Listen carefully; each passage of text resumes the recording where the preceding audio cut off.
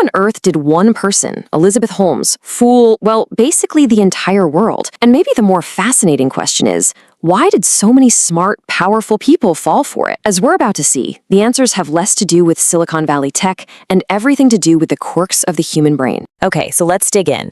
To really wrap our heads around this, we first have to appreciate the sheer scale of the lie that Elizabeth Holmes pulled off. I mean, look at this list. We're not talking about a few gullible people here. Holmes got corporate giants like Walgreens on board. She had political heavyweights. We're talking former secretaries of state and defense, people like Henry Kissinger and Jim Mattis, on her board. She was on the cover of Forbes and Fortune. She created this almost impenetrable bubble of legitimacy by surrounding herself with powerful names, not medical experts. It made her incredibly hard to question. And this is where it gets really interesting. As behavioral expert Dan Ariely points out, it's really tempting to just write Holmes off as, a uniquely evil bad apple. But he says that to really get it, we kind of have to look at ourselves. This whole story is about the human condition, about the psychological blind spots we all have. All right, so let's start with Holmes herself. How could anyone live a lie that big for that long? Well, it all starts with something really powerful, the psychology of believing your own lies. And this quote from Jessie Dieter, who produced the HBO documentary,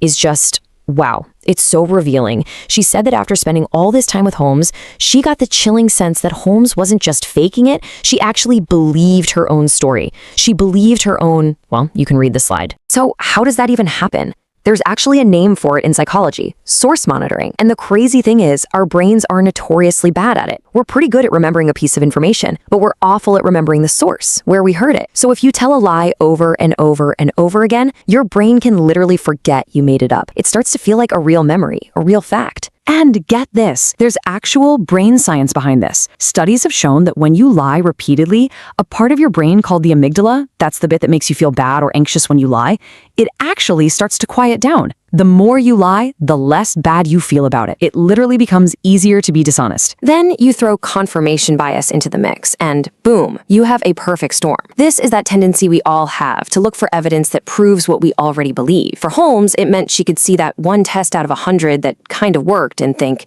see, we're on the right track, while ignoring the 99 that failed. And for her investors, they wanted to believe in this young female Steve Jobs, so they saw the vision, not the messy failing reality. Okay, so that's part of how Holmes could live the lie. But what about everyone else? Let's flip the script and look at why so many incredibly smart people bought it hook, line, and sinker. What's one of the biggest factors? It turns out we're all a lot more willing to bend the truth and to believe a lie when it's all for a good cause. And the mission of Theranos, it was incredible. Making healthcare affordable for everyone, giving you control over your own health data, detecting diseases early enough to save lives. Come on, who doesn't want that? She wasn't selling a little black box. She was selling a better future. And that's the trap, right?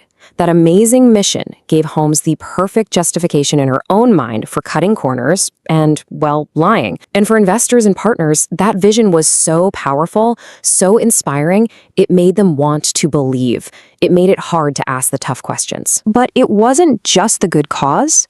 Holmes had an even more powerful tool in her arsenal, something that taps directly into how all of our brains work. Think about it like this. On one side, you've got the data, all the boring, complicated, messy stuff like inaccurate test results and tech failures. But on the other side, you have a simple, powerful story about saving someone you love, about changing the world, about no more goodbyes too soon. In a fight between data and a story, which one do you think wins every time? Yeah, the story. Dan Ariely just nails it here. He says data just doesn't stick in our brains the way stories do, because stories have emotion, and Holmes was a master at this.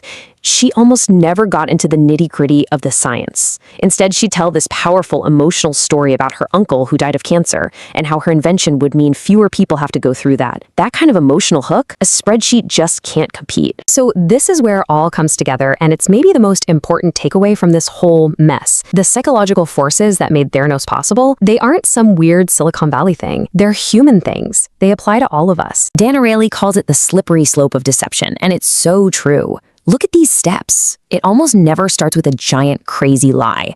No, it starts small. You have a good cause you believe in. You tell one tiny lie to keep it going. Your brain gets used to it. The lies get a little bigger. And then, the wildest part, you start to believe them yourself. It's a terrifyingly easy path to go down. And that's the really chilling lesson here, isn't it? Ariely's point is that this isn't just about bad people. He says things can get very bad for any of us. It's a huge warning that with the right mix of a good cause and a powerful story, we're all capable of sliding down that same slope. So, the story of Theranos leaves us with this huge, lingering question. If we know our brains are wired to believe a good story over cold, hard data, then how do we protect ourselves from the next big lie? It's a powerful reminder that we need to be critical of the narratives people try to sell us, and maybe even more so, we need to be critical of the stories we tell ourselves.